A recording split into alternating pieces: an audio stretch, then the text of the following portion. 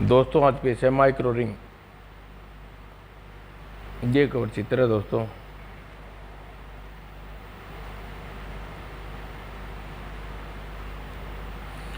इकतीस दिसंबर की एक शाम गुरजीत नगर में एक मशहूर बाजार में कमला मार्केट में रोजाना की तरह गहमा गहमी थी। ठेके वालों, राहगीरों व वाहन से बाजार खचाखच भरा था।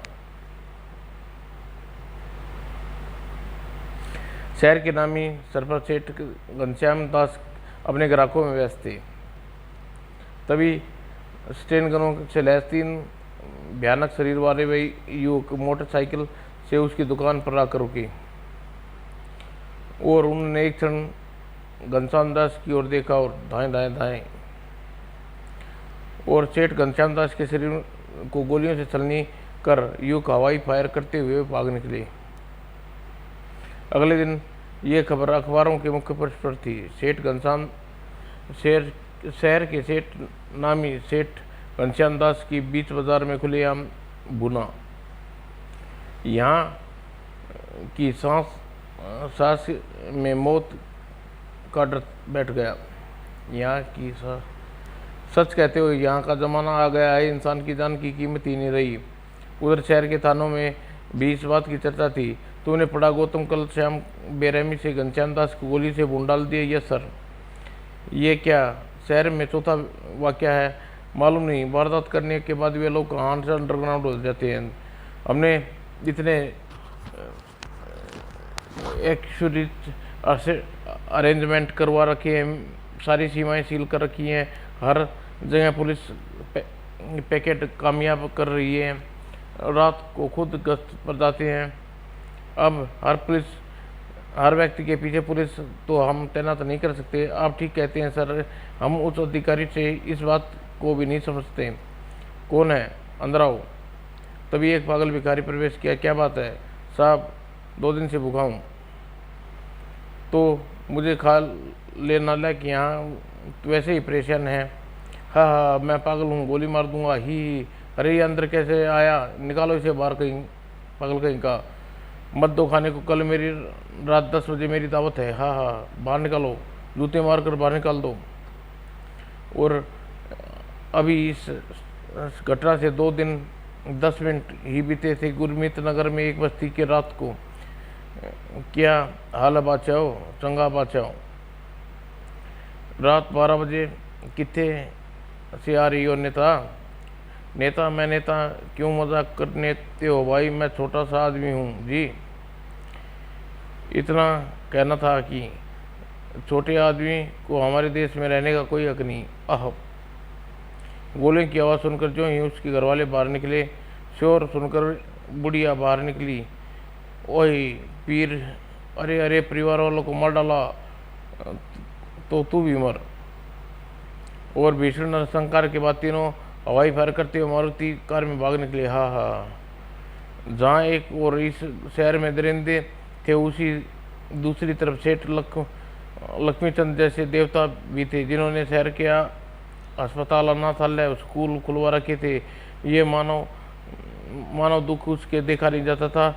उसके सवेरे ही दर्दनाक संघार की खबर सुनी, अपने सिर पर थाम लिया। हे उफ, इतना वैसीपन! हे इंसान, तू शैतान क्यों बनता जा रहा है? दूसरी तरफ क्या तुम लोगों में से किसी ने उन्हें देखा?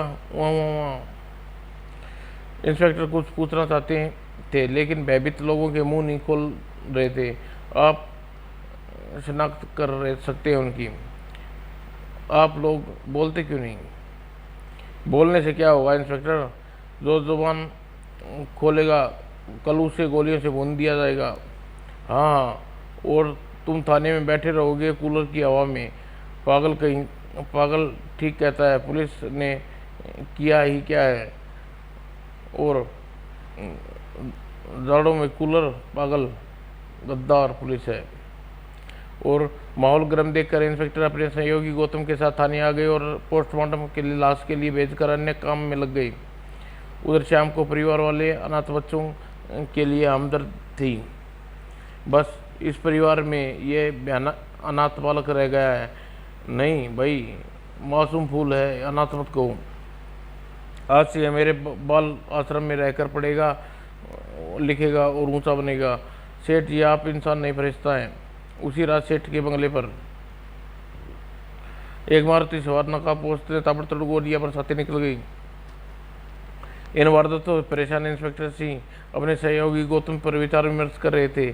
सर, मेरी राय यह समझ में नहीं आता कि बाहर से फार्स मंगाई जाए। तभी गौतम अपनी बातों को पूरी भी नहीं कर पाता। तभी आप जानते हैं, रात को बंगले पर गोलियां का जबरदस्त बौछार हुई। मेरे बंगले पर गोलियों की आप लोग कानून की व्यवस्था नहीं संभाल सकते तो इस्तीफा क्यों नहीं देते? सेठ गुस्सा जायज था। सेठ जी, हम पूरी कोशिश कर रहे हैं। आप कोशिश की कर सकते हैं, लोगों के परिवार को भून रहे हैं और आप कोशिश कर रहे हैं। बड़ा था वो सेठ थाने से बाहर निकल गया। मैं एसपी साहब को से बात करूंगा, किसी काबिल आदमी को भेजूं और उसके जाने के बाद कुछ करना होगा। गौतम सर, आप आम जनता की राय हमारे खिलाफ होती जा रही है और अब लोगों की इस घटना को बिल्कुल भूल भी गए न पाए थे। कटल पुलिस पुत्र कॉलेज में लौटी सत्या पर अपहरण। ये क्या हो गया? अगर बच्चा नहीं का पता नहीं चला तो? तभी इंस्पेक्टर सिन्हा के बारे में सोच ही रहे थे कि सर एसपी साहब का मैसेज।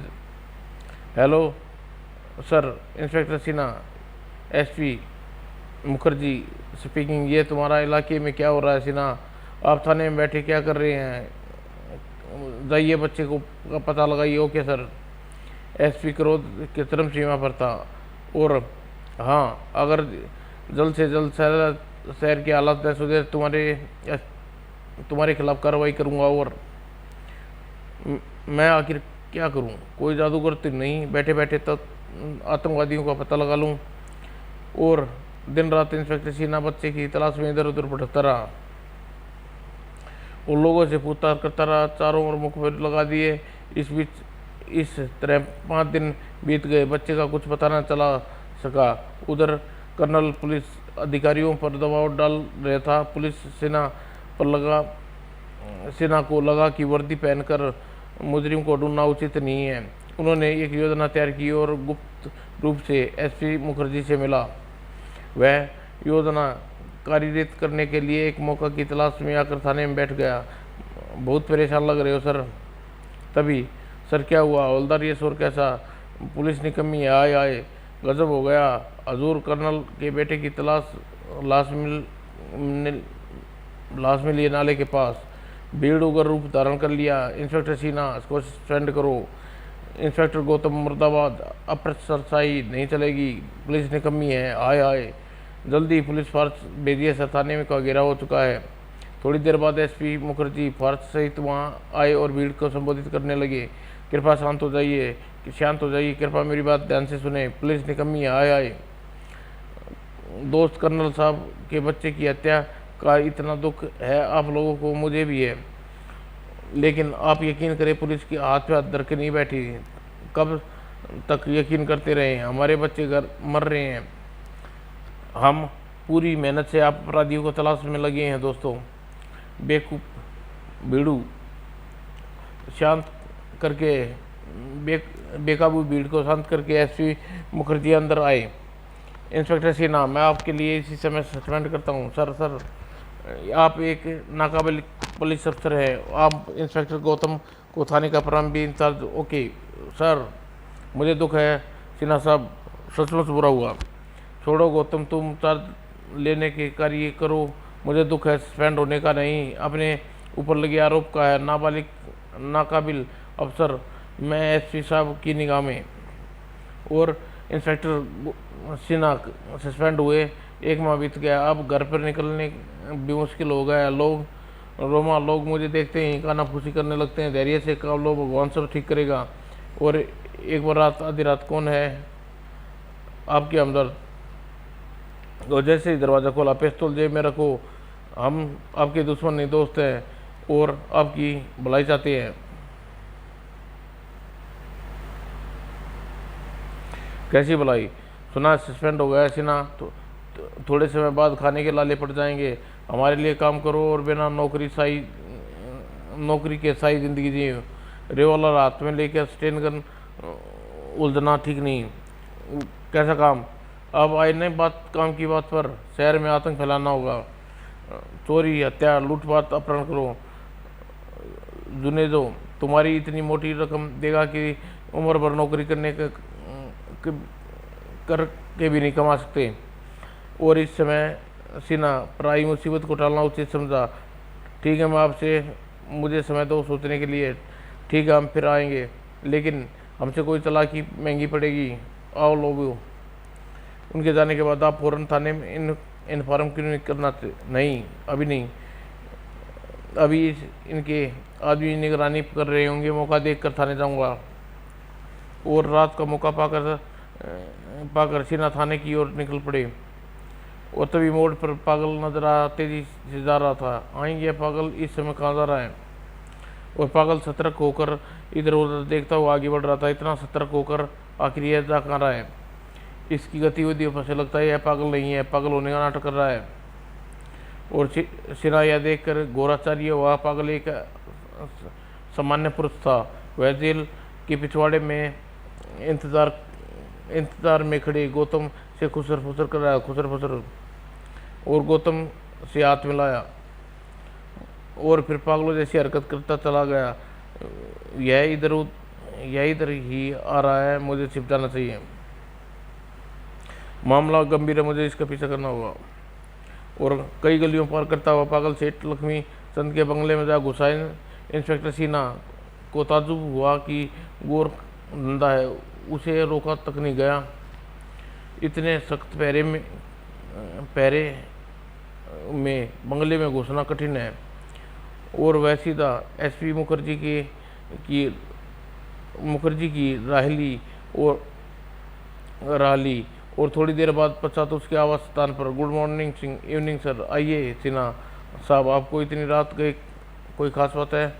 सर, मुझे आपकी सस्पेंड करने वाली योजना कामयाब रही। अच्छा, तुम क्या उन लोगों तक पहुँचे? हाँ सर, बहुत करीबी तक। Excellent, very excellent. और फिर सिन्हा ने एसपी मुखर्जी को शुरू से आखिर तक पूरी घटना बताई। सर, सेठ लक्ष्मीचंद के बंगले पर हथियारबंद लोगों का पहरा देते रहते हैं। अच्छा? हाँ सर, और मेरा वहाँ घुसना बहुत ही मुश्किल है। हमें अंदर गतिविधियों को जानने के लिए माइक्रोरिंग का सहारा लेना होगा। माइक्रोरिंग आधुनिक तकनीक से बनी अंगूठी थी जो किरणों के सारे सामने का दृश्य रिसीव करके स्क्रीन पर भेजा करती थी। और मुखर्जी सिन्हा की अंगूठी थी। ये रही अंगूठी, तुम इसे अंदर पहुंचाओगे कैसे? सर ये योजना सोचना मेरा काम है। सर, अब मुझे निकल जाना चाहिए। सुनो सिन्हा, अब तुम्हारी बीवी बच्चा उन लोगों के निशाना होंगे। मेरी राय है तुम उन्हें मेरे फ्लैट पर शिफ्ट कर दो। और अपनी पत्नी रोमा और बच्चे इंस्पेक्टर साहब यहाँ से शिफ्ट करके इंस्पेक्टर सिन्हा सेठ लक्ष्मीचंद के बंगले पर पहुँचे। आइए मिस्टर सिन्हा, यहाँ अहो भाग्य हमारे। मैं आपसे एक ज़रूरी काम में आया हूँ सेठ जी। हुक्म कीजिए मालिक। क्यों मजाक करते हो सेठ? मैं कहा मालिक। अजी, हम तो आज आपकी उतनी इज्जत करते हैं, भले ही सरकार ने एक ईमानदार इंसान की कीमत नहीं, लेकिन हम जानते हैं। मुझे कुछ रुपए की सख्त ज़रूरत है। आप जानते हैं कि मैं सस्पेंड चल रहा हूँ। हुक्म कीजिए कितने? 1000, 2000, 5000, 10,000? बस मुझे 1000 रुपये चाहिए। आप ये सोने की अंगूठी गिरवी रख ले। अरे क्या कर रहे हो? अंगूठी लेकर रुपये दूँ? और काफ़ी देर तक लक्ष्मीचंद अंगूठी लेने से तैयार न हुआ। ऐसे रुपये देना आपकी अपनी तौहीन है और मेरे लिए शर्म की बात है। अच्छा, मैं जानता हूँ। लेकिन सिन्हा ने उसे अंत में अंगूठी लेने पर मजबूर कर दिया। लेकिन मेरे जीवन में कुछ असूल है सेठ जी, कृपया उन्हें मत तोड़वाइए, वरना रुपया मैं नहीं ले सकूँगा। अब जैसी मर्जी आपकी। सेठ के हाथ में माइक्रो रिंग पहुँचाकर इंस्पेक्टर सिन्हा चलता बना। उधर उसी रात उसके घर पर कमबख्त सीना मालूम नहीं कहाँ भाग गया। अरे इन कुत्तों पर ईमानदारी का भूत सवार है। घसीट घसीट कर जिंदगी जीने की आदत है भिखमंगों को। वो निराश नकापोश लौट गए। चलो सर जुनेजा को खबर कर दो, कमबख्त भूखा मर रहा है। लेकिन उधर SP Mukherjee inspector Sinha micro ring से adventure TV X-ray TV screen पर बैठे लक्ष्मीचंद की गतिविधि देख रहे थे।